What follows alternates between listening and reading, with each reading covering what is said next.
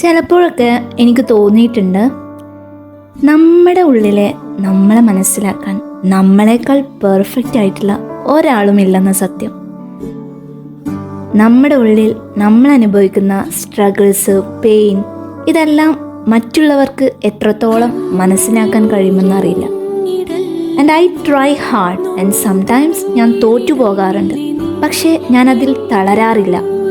അതിൽ നിന്നെല്ലാം വീണ്ടും എൻ്റെ വേദനയെല്ലാം മറന്ന് മറ്റുള്ളവർക്ക് മുന്നിൽ പുഞ്ചിരിക്കാൻ ഞാൻ ശ്രമിക്കാറുണ്ട്.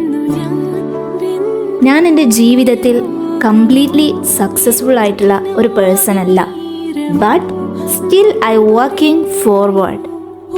ചില ദിവസം എനിക്ക് എന്നെ തന്നെ കൺട്രോൾ ചെയ്യാൻ കഴിയാറില്ല.